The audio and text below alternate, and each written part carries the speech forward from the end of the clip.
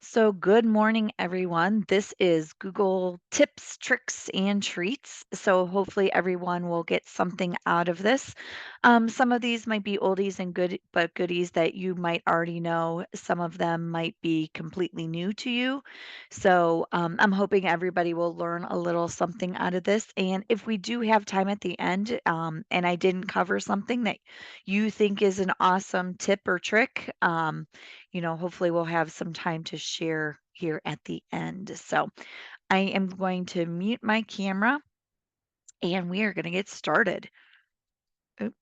So, a couple things that I'm going to talk about first are in our Chrome window. So, not necessarily, in our Google Drive itself, but Chrome. So, these are some that I like, and I will share this with you at the end so you don't have to write everything down. Um, so then you'll have those available to you. But a couple of things that I like is Control Shift T. I like this not only for myself, um, but I also like this if you guys know the students that you have. That you walk behind them and they quickly close out of a tab and you're like, what were they looking at? Was it something school appropriate? But Control Shift T reopens the last closed tab and you can do it multiple times. So it's nice. So if I'm looking at something here and I'm going through this website, I do this often. A lot of times instead of adding a new tab, sometimes I accidentally click on the X and I'm like, "Oh, I was using that. I need to get back to it." So Control Shift and T, it will bring up the last tab or tabs if you hit it multiple times that you have closed. So it is a nice quick way to get back. And again, those students that might be trying to be sneaky and closing out of a tab, quickly as you walk by, just do a Control Shift T and you can see what they closed. So that is one tip I have. So another tip that I have is using an incognito window. So I'm going to mention this, but just note some school districts do have this turned off. So if your district has this turned off, this is not going to work for you. Um, but I like using this to test my links. So if I'm trying to do a share link in Google or anything like that, I like opening an incognito window to test it to make sure it is doing what it is supposed to be doing. So we know that we can get an incognito window here from our three little dots or our snowman menu. Um, but if we don't want to have to go here and we just want a quick incognito window, I can do Control Shift N and it's going to bring up that incognito window for me. So this is also very helpful for those of you that are teachers and your kids go to the same district. If you want to check parent access, it sometimes does cause a problem when you're trying to log into parent access as well as um, the regular progress book. So if you use the incognito window, it'll allow you to log in. Hold on, please.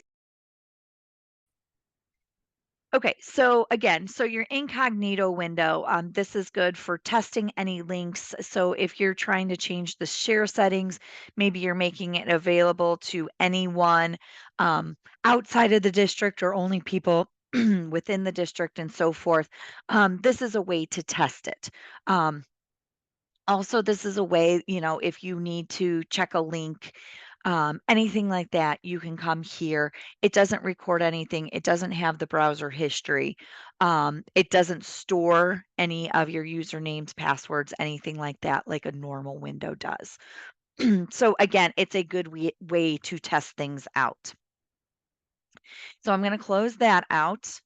So another little tip that I like, and especially with gradebook, gr- I'm going to do it on this site, but I can also show you with the Progress Book Suite, especially since it's not just teachers on here today. I have a lot of admins, I have office personnel, I have a mix of everybody from kindergarten all the way to office staff. So this is kind of a helpful tip if you're trying to open things Um, we know that if I click on something, it's just going to keep opening in the same window. So if I switch, it's going to go to my ed services. If I click back on the home, it's going to open that as well. But you're like, well, maybe I want to go to the Progress Book Suite, or, I want this open, plus I want the home screen open so I can have my applications. If you just hold down your control key and click on another link, such as ed services, you'll see that up here it will create a whole new link. So now I have both my homepage with all my applications as well as, excuse me, as well as my other site.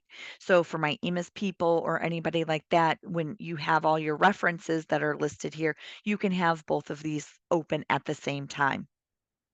So same thing for Progress Book. So the way the website is, Progress Book is an external link, so it does open separately. But when we are in Progress Book, especially those of you that use student information as well as Gradebook, we know here that if I go to Gradebook, it opens Gradebook. If I want to switch to student information, it switches this tab to student information. So if I am that one person that I'm working in if I'm working in multiple spots, um, you can have it open. Let's see what it's going to open.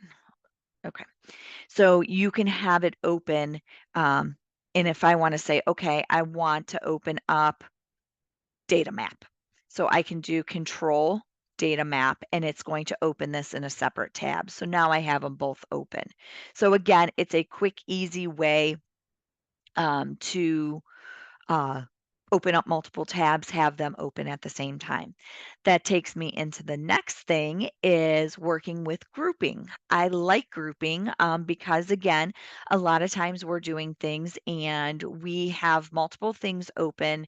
Maybe you have student information, maybe you have gradebook, maybe you have data map, you have all of three of those. So if I right click on this, I can go into add this to a group. So then I can say, okay, well, if it's not one of the groups I have, maybe I want to create a new group. So I'm going to create this group and I'm going to call it Progress Book.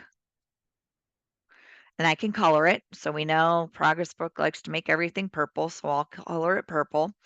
But now I can, one of two ways, I can just click and drag this into the purple area.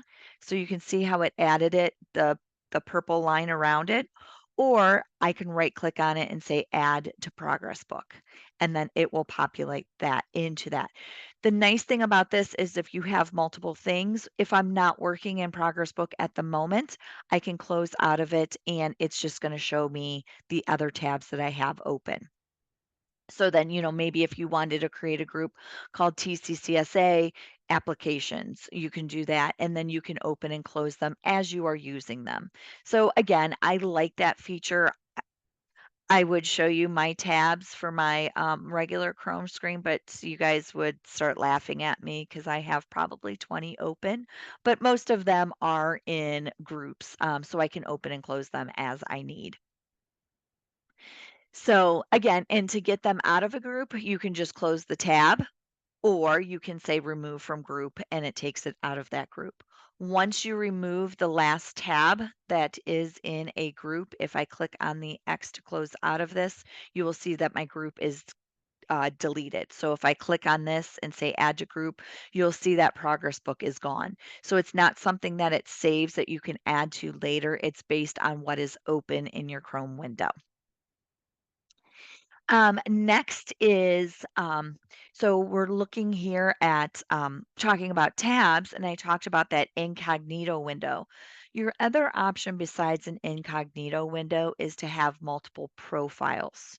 So I just suggest this all the time because I work with different districts. I also have a personal Gmail. And then now a lot of our applications are now requiring two-factor authentication. So same goal. Some of my districts are logging into same goal with Google. Some of you are using Canva and you're signing in with your Google account. So you want to stay signed in to your work or your school Gmail account. So you might want to have multiple profiles. So if you click on mine, you can see that I have profiles for different districts. I also have one that's called personal. So this has my kids' calendar on there, things like that, because I do check that throughout the day. I'm like, uh oh, did I forget to pick up somebody or whatever? So I do need to have that open. I don't want to be logging in and out of my work. Um, Gmail all the time because I'm using it. I'm using it to log into those applications. I'm using it to check my email and so forth. So I can just switch back and forth between these. So if I wanted to go to, Orville and see what's in Orville, you can see I am logged into my Orville account and I can bring up that Gmail, those calendars, and so forth. So again, it's a quick way to switch between the different profiles that you would have. You also have the option to use guest mode. Guest mode is very similar to incognito mode. You're just going in, you might want to check a link, you might want to do something like that, but nothing is going to be stored, nothing is going to be saved. So if you did want to add a new account, maybe for your personal, or if you have multiple accounts in your district, you would just click on this add right here and it would create that additional profile. Then they would be listed here. So that is Chrome. So let me close out of here. We are going to look at Drive. So there's a few tips that I want to look at in Drive.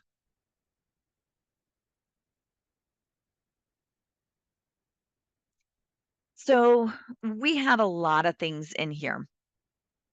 So I am almost getting to the point where, and you can see, I don't always necessarily have to put things in folders anymore. I do like to use folders. You can see I color coordinate my folders. So if you do create a folder, a new, and it's thinking folder, I can right click on it and change the colors. So it's under organize, and then you can create multiple colors. Okay. So that's one way to organize things. But I do know a lot of times now, like, I don't necessarily have to put it in. So, for example, like my tips and tricks, yes, I can put it into my Google folder that's right here, but I can always just come up here and just type in tips and it's going to look for that. It's going to bring up anything that has tips in it and it's going to populate that up here for me. So, let me deselect that. Another thing you'll now see these up here. So we've always had this search. We've always had it. It's been there. If I click on the little filters, I can say what type of document I want and so forth. But now we have them right here. So these populated not too long ago. But if I just want to search all of my documents, or I search a lot for PDFs because I do put PDFs in here. So I have them. I can link them out, to the web, things like that. I can share them. So if I just want to see all of my PDFs, I can come here to type PDFs and it's just going to populate all of my PDFs in here. Okay. So that's one way. I can also do it by people. So if I want to see, if I want to see something that is, shared by Rebecca, or maybe it's by TCCSA, anything like that, I can also search for people here and find it that way. So you can see right now, this is my drive. So I'm the owner of those, but maybe I want to find something by Rebecca. So I can just start typing her name, find her account, and then search for documents that she is the owner of. And it's going to populate those documents for me. Okay. So again, another way to filter it, basically it's the same as using this, but it's just a quick little drop down here. For those of you that don't use Drive that often, I am in list view. I like list view, but some people prefer the tile view, or the grid. So you can switch back and forth between those. But what I do want to talk about, because we have used Drive, a lot of us are organizing, we're doing those things. We're getting these new things over here on the side. Now we have home, we have activity, we have workspaces. So our home is a newer feature. This came about, and what this does is basically show you suggested files that you've opened recently or that have been modified recently by you or somebody that it's been shared with. So it's not showing everything. Um, It's just showing some of them. And again, it's saying, hey, these are suggested files. Because if you looked, I opened it, I've edited, Rebecca edited this one, and so forth. So these are things that are happening within, my drive. So these might be things that I'm going to work on quickly. And you'll see here, same filtering features I have up here. I can filter in my home. Okay. So again, and I know back in the day, people were nervous about searching or they would see those little tiles at the top and they'd be like, my document disappeared. This is going to change on a daily basis. It is not going to stay in this order. It's going to constantly change as you're opening things, as you're modifying things. You can also switch over to folders and see folders that you've opened or added stuff to. It's going to show you in there as well. So again, this is just a suggested area, but if you're like, well, I kind of like that. It is very similar to recent. However, remember, recent takes things out of the folders. So whereas the home, so these are things that I've opened recently or that have been shared with me recently, but the home also allows you to see folders. So if you want to see folders, this would be the place to go. So one of the settings. So if you're like, I like this, this is a cool feature. I am going to use that, or I'm going to try to start using this. Um, um, if you want to use this under my share, or I'm sorry, under my settings, I am going to go in and go to my settings. And then you'll see the first option is where do you want to start? So as soon as you get into Drive, if you want it to if you want it to start on that home screen because you're like, "Oh, I really like that." Um, you can do that. You would just check it here, and then when you go into Drive, it's gonna start on that home screen. If you like going to My Drive and then navigating it to it when you think you are ready for it, then you can choose, My Drive. So that would be so you Drive would open, and then you would have to navigate to Home. Home would be it would start on the home screen, and then you would navigate to Drive. So we'll look at a few other settings here in a little bit. But again, this is the home area and it's just a suggested based on what you have opened. The next is your activity screen. So you can see there's a few things in here. Now, of course, I've done a lot more. You saw on my home screen, I've opened things, I've saved things, Rebecca's edited stuff, and so forth. So why isn't that all here? You can see these are things that are happening. So Rebecca commented in this document. So you can see here if I want to open up the comments, I can I can quickly click on that and it's going to open up the document so I can see those comments. Same with, oh, hey, something's been shared with me. So sometimes people don't send that email that something's been shared with you. So you can click here on activity and anything that's been shared with you will populate here. So you can then quickly click on it and go right to it. Same as going to shared with me. But again, if they did not send you an email, you're not going to know that that was put into your shared with me folder. So that's the difference between the two. The other one is called workspaces. So I love workspaces. I've said this before in many of my trainings. I didn't think I was ever going to use this. I use this on a daily basis now. Um, so what it does is it allows you to take files from different folders or different areas. So I can get a file from my drive. I can get a file from a shared drive. I can get a file from a shared with me. And then I can put them in these workspaces. So you can see here I have different documents and things like that in these. Workspaces are alphabetized by the name of the workspace. So if you want them in a certain order, you would probably want to put numbers or something like that in front of them. Because again, it just automatically alphabetizes. So here is my, so I'm like, oh, well, I don't want that first. I can rename it and maybe put Z announcements. So then it would go, you'll see it'll move it to the end and say, okay, now it's at the end. So it automatically does it for you based on that name. So I'm going to rename that so it's back where it belongs.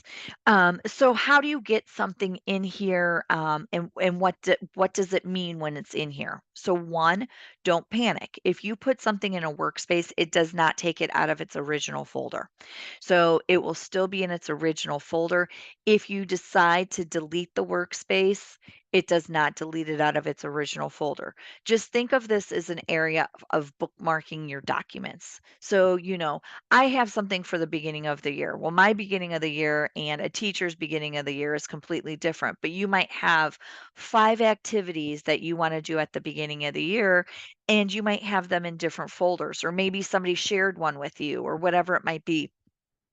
So, whatever it is, so I'm going to say my current class. My current class is my Google tips and tricks. So, I want to add this in there. So, any of the documents that I have, you will see organize. So, once you click on organize, it'll have this add to workspace. You can create a new workspace from here and name it whatever you want, or you will see the existing workspaces that are not hidden. So if I want to add this Google tips and tricks to my current classes, you can see nothing has happened here. So not a thing, nothing changed. It's still where it is. If I want to move it into my Google folder, I can move it into my Google folder. It's still going to be there. I open up my Google folder and you will see that it's right here. Now, when I go to my workspaces, if I look at my current classes, you can see here, it shows me that I added it today. You can see a couple of these I edited last week. I have 5 more documents. You can have up to 25 documents in a workspace. And you can add files from here if you want, or you can go to your drive or shared drive and add like I showed you. You cannot have a document open. So for example, there is no place here to add it to a workspace. Starring will add it to your starred. This will allow you to add it to a specific folder, but you will see nowhere in here does it allow you to add it to a workspace. Okay, so you do have to do it from your workspace area or from your drive, etc. Okay.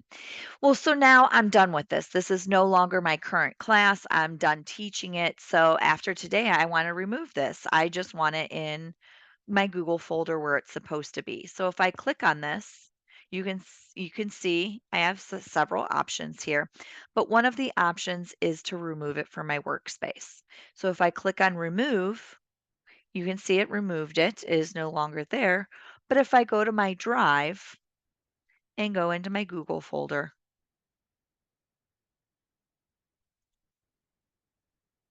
it is still listed where it's supposed to be. So the work again, think of the workspace as like a quick access or like bookmarks of files that you use all the time. The reason why I like to share this is because a lot of you do team teaching. So maybe there's multiple fifth grade teachers and you guys have a shared drive. You can bring things in from a shared drive and put those into your personal workspace. You can't share workspaces, other people can't see your workspaces. That is private to you. So it is what you want to put in there.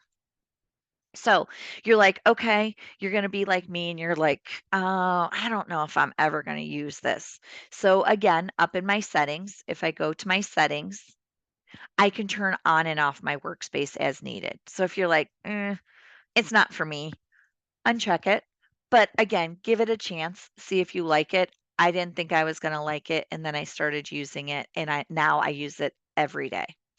Um, it does not allow you to default to the workspace like it does the home. You have to click on it. Now, here's the other thing. So here's my beginning of the year activities. So maybe I'm done with the beginning of the year. I can say hide my workspace. I'm not going to remove this because I do use this every single year. But as soon as the beginning of the school year is done, I can say hide my workspace. You can see it takes it out of the order, but I have hidden workspaces down here. You can see them all listed. And then next school year, at the beginning of the year, I have those 5 activities that I like to do, or maybe it's the parent letter or things like that. I can say unhide the workspace, and you'll see that it'll bring it back into order. Okay. So Any questions with Drive before I move on?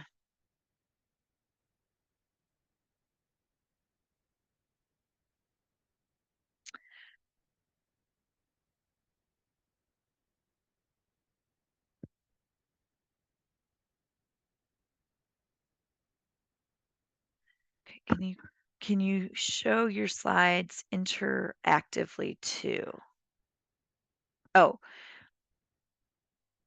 yes. Actually, you know what? Let me share this with you guys so you have it. So I'll give this to you guys. I'll put this in the group chat so everyone has it. So those are the slides. So they're just the key points of what I'm discussing. Okay, so next, let's go on to docs. So docs sheet, we'll talk about doc sheets. Not going to go so much into slides, but a lot of these little tips work in all three of them. So my favorite one is I'm at a conference and I need to jot down notes really quick. And, they're already starting to talk and they already said something good. I'm like, oh, I need to write down that website or I need this or I need that.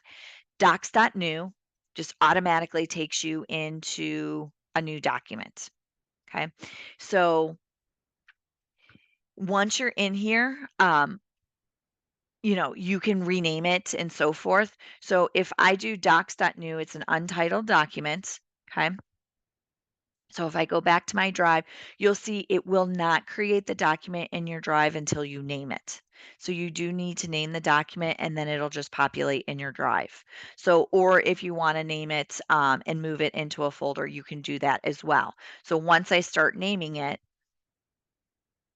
Google Tips, you will now see as it saves it, it is saving it to Drive, but then you'll see the folder populates. Now I can put it into a folder directly from the document that I'm working in. It will not allow you to move this until you actually name it. Same with it won't populate it in your Drive until something is added or the document name is added. Okay.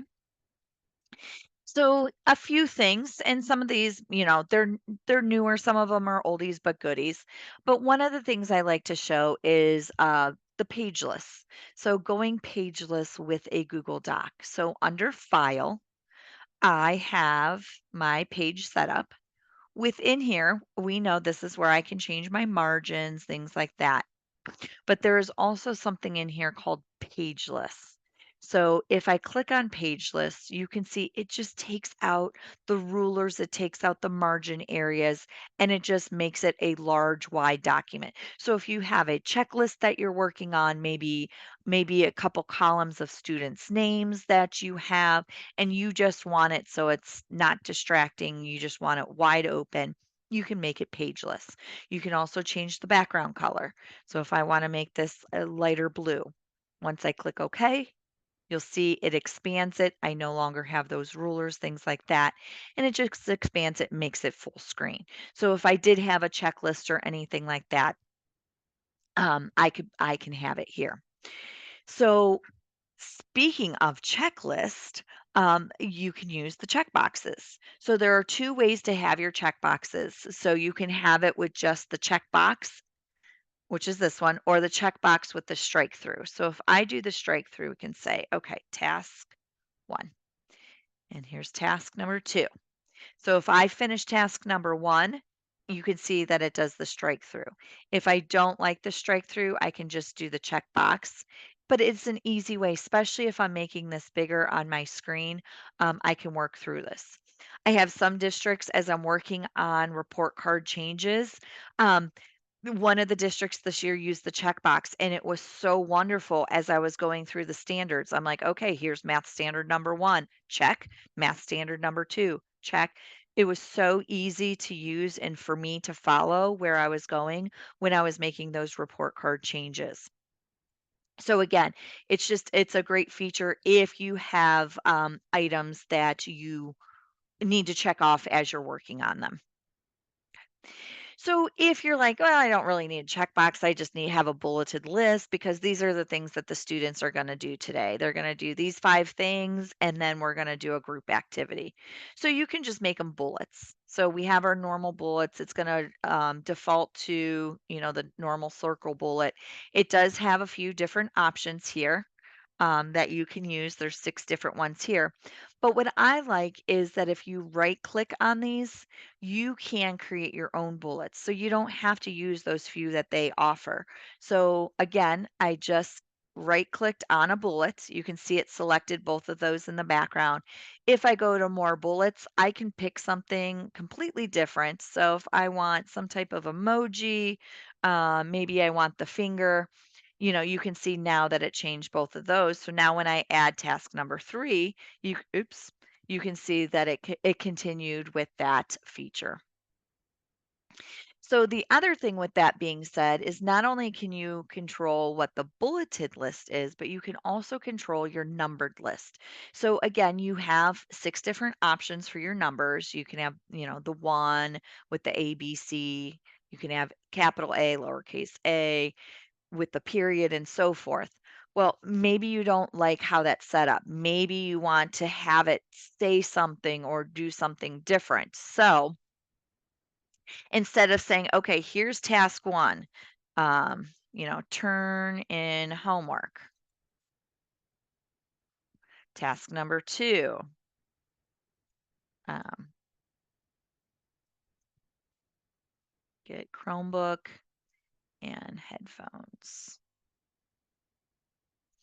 So you can see I'm writing the task in there, task 1, task 2, task 3.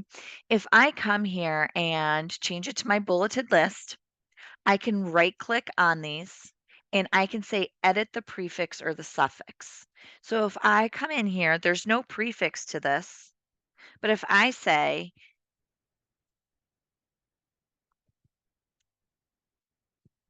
task number, okay, and then my suffix is a period, once I click OK, you can see it says task number 1, task number 2. So I wouldn't have to type this every time here. It's automatically going to do it. Now, when I come down here, you can see already task number 4 and then get logged in.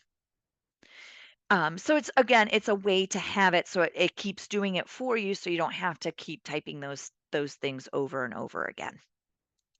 Okay, I'm going to start a new thing here. So, the next thing I want to talk about are smart chips. So, there's a lot of them in there. I'm not going to go through every single one. We don't have time for that.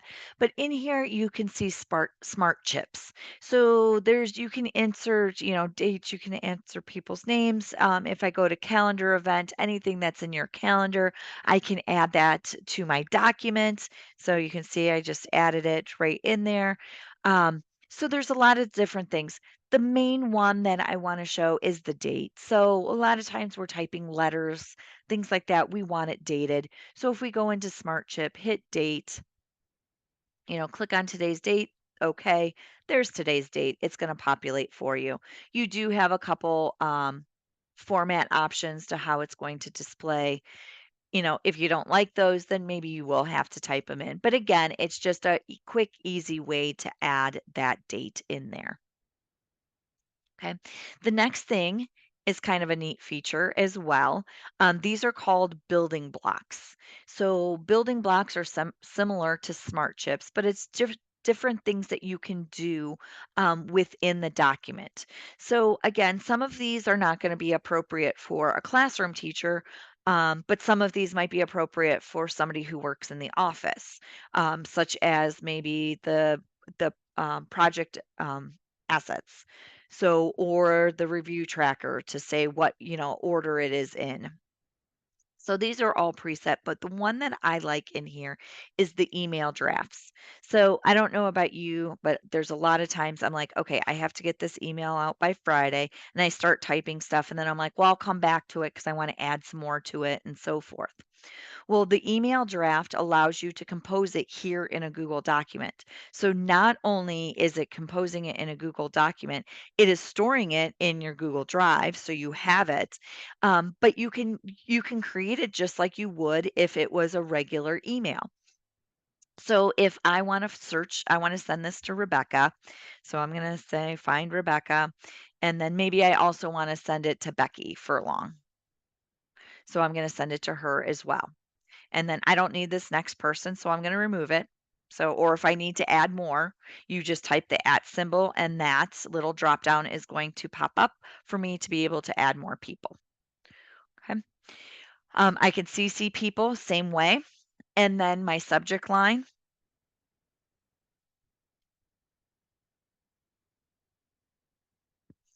And then here would be I would compose my message here.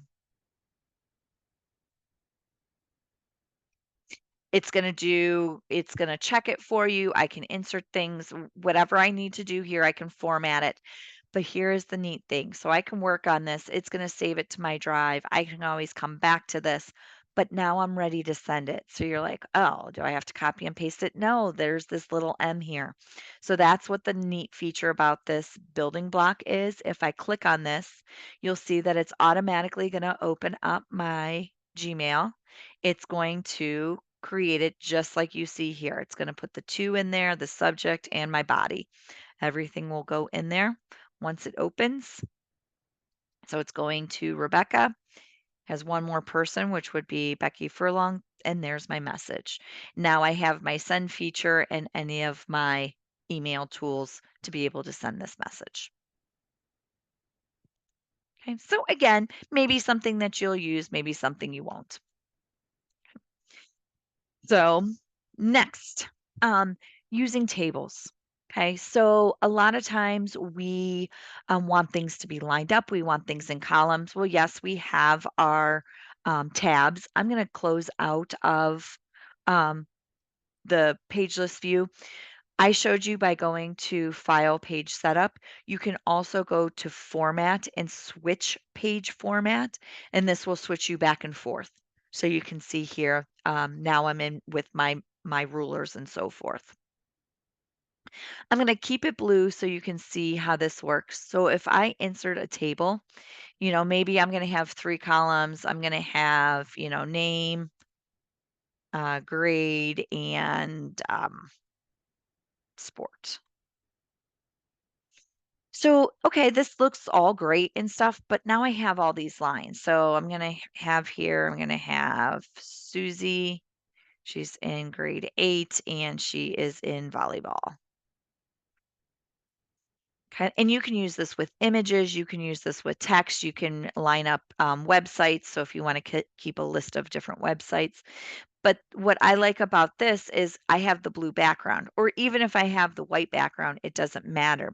I can come up to the line color or the border color, and I can change it to the color that I made the background. So when I click off of it, it looks completely gone, but it's not. So that's one option. Or the other option, instead of changing the color, because you're like, well, I don't know exactly what color I picked. The other option you can is to change it, the line thickness to 0. And then you can see as well, I can go and I can keep things lined up. So here is Mike, and he is also in 8th grade, but he is in football. So again, nice way to keep things lined up without having to set your tabs and tab over a bunch of times. You're just going from cell to cell in your table. So again, I like that, trying to line up images and things like that because you can put an image right in one of the squares. Okay.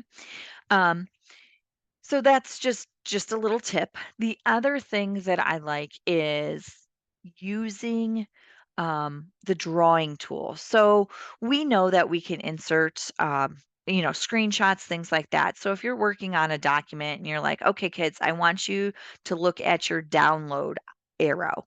So you're gonna take a screenshot of this. So I'm gonna use my little snipping tool. Gotta love the snipping tool. So I'm going to copy my toolbar here.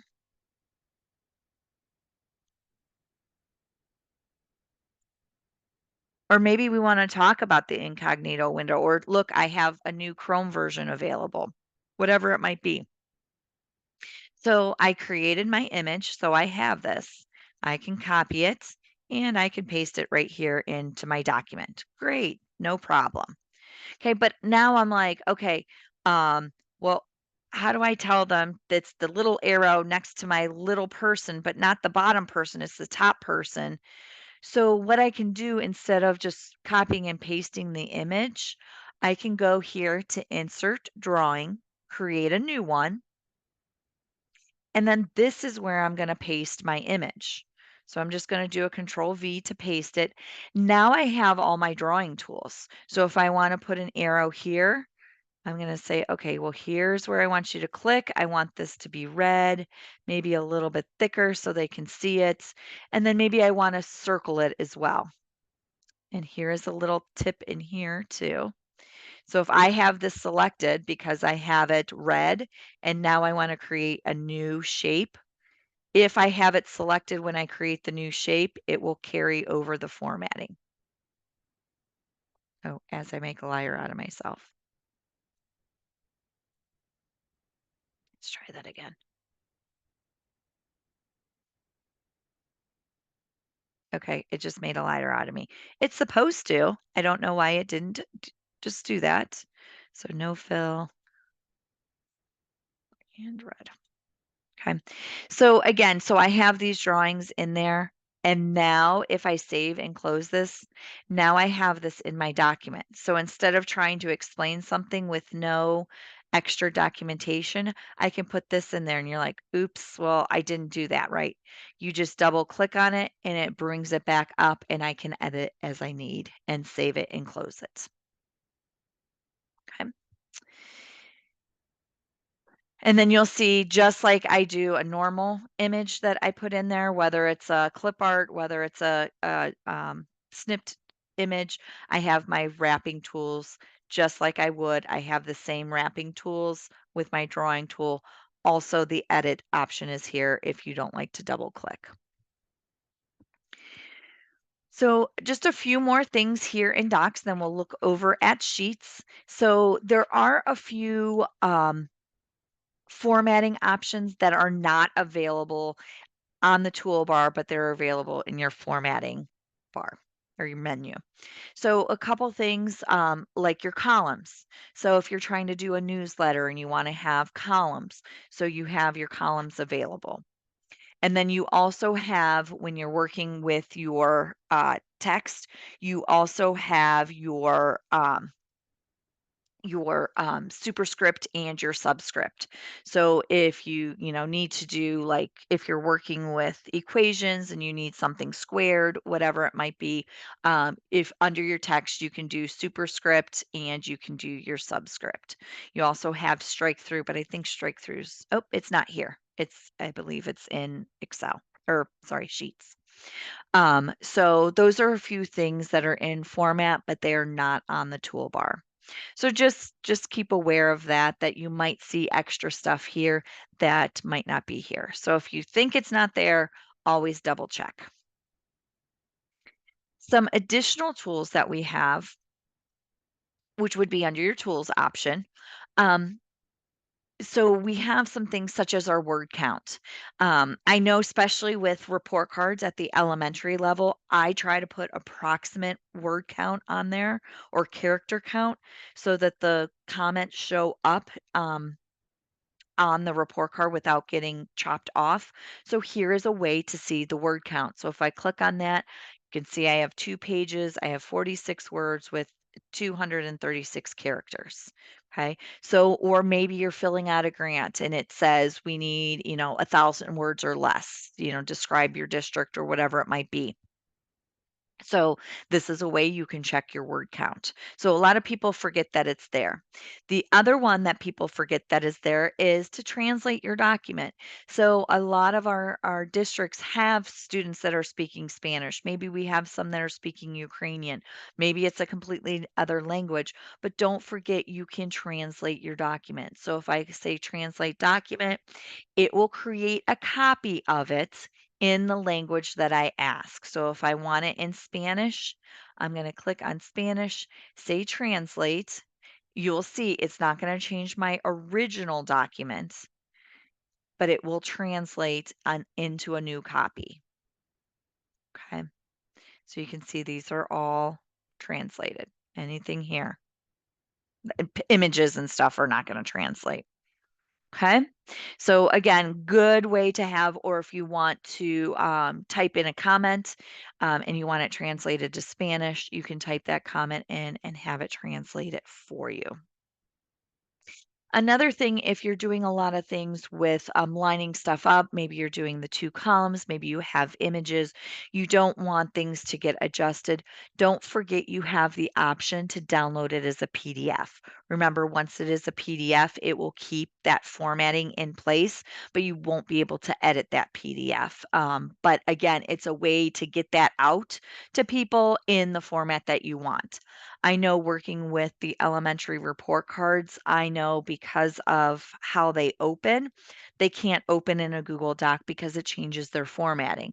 But yet, I don't necessarily want to put it as a PDF because I want them to be able to modify. So they have to open it as a Word document. So if I have something, I can always download as a Word document or upload a Word document into Google. So those options are there as well. Um, Another thing that is kind of cool is comparing documents. So this is in here. It is called Compare Documents. So I do something every year called gradebook cleanup. We have to do that before integration can get turned on at the beginning of the school year. And I work with admins with this. Well, every year frontline/progress book makes changes. So I have to update my file, and make all kinds of changes. So what the comparing documents does, and I have one prepared for you guys, you're going to take the older document. So I would take last year's document and I want to compare it to this year's to see how many changes I've made. So here it automatically creates a new copy into your drive. So it does not change last year's, it does not change this year's. But when I open it, it is going to show all of the changes in the suggested view. So you can see I changed the school year from 23-24. I changed the date of when integration is going to be turned on. And then, you can see I added stuff. So it is a good way to compare and contrast what you have done to the document to update it. So is it like version history? Yes, it is similar to version history. But it is kind of showing it here so you can see what has been done.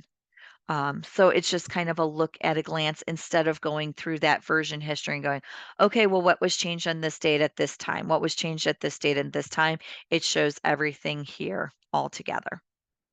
Okay. So again, you just have your old document open.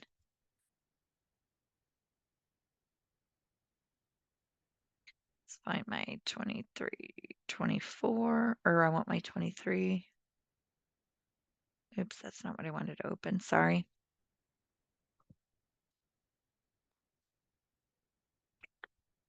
So I would open up my 23.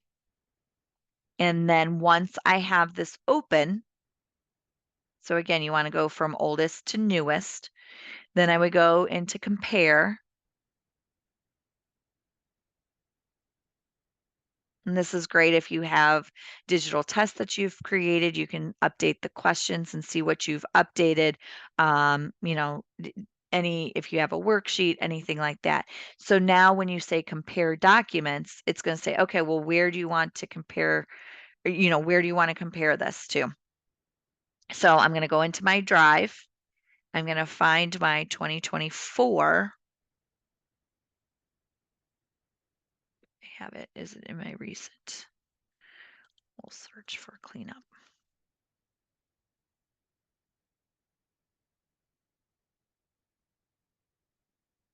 So here's my new one. And then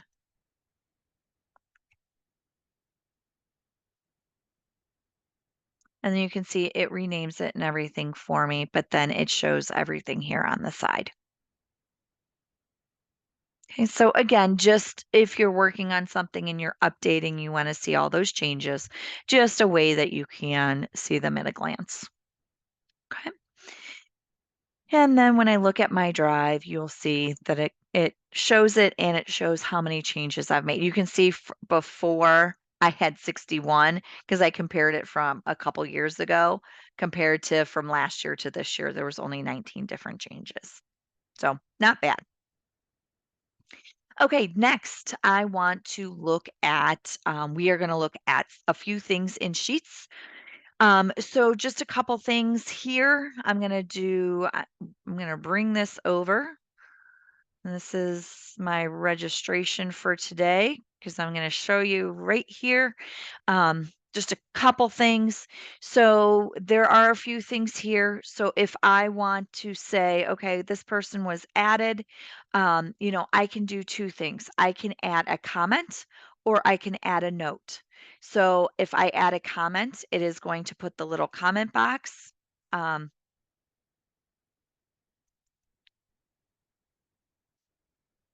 and then I can say comment and you can see that it's there. It's a little yellow triangle. If I hover over it, it's going to show me what it is.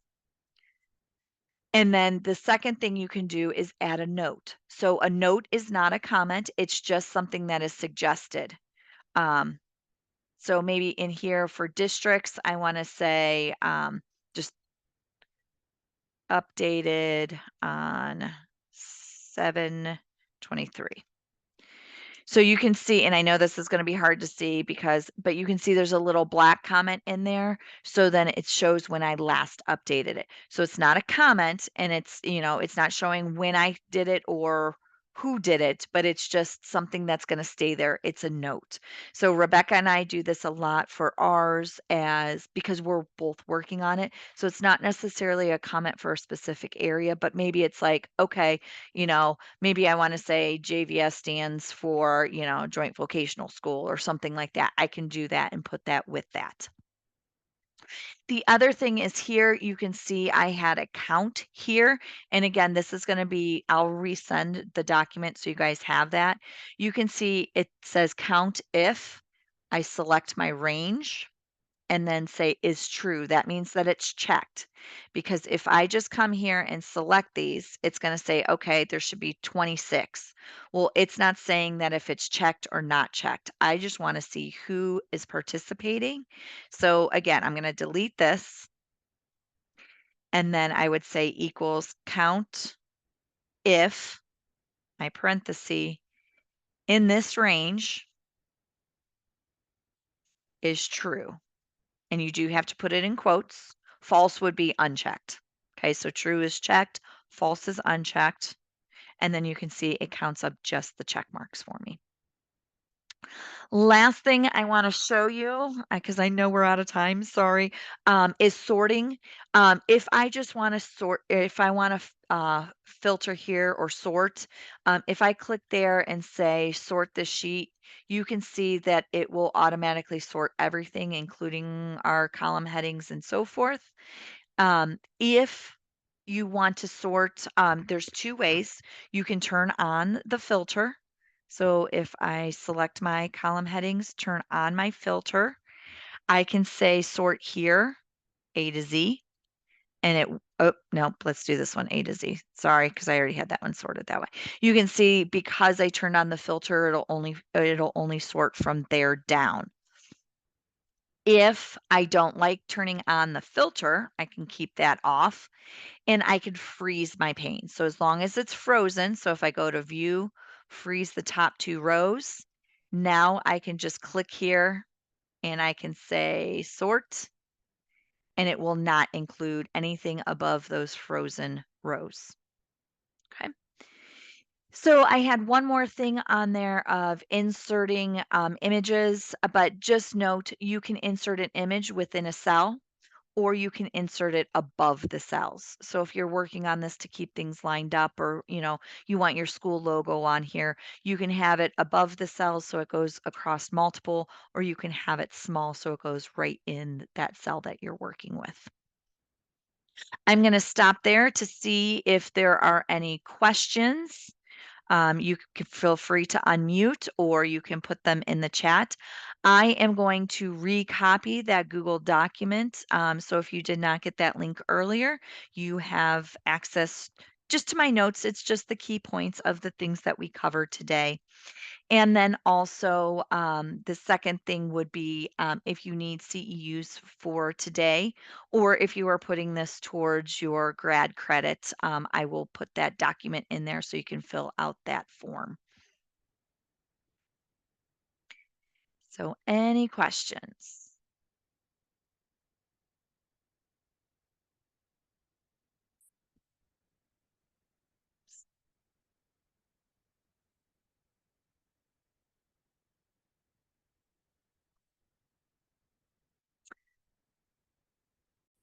Well, I hope everyone learned a little something today. Hopefully you did, and hopefully you guys have a good school year.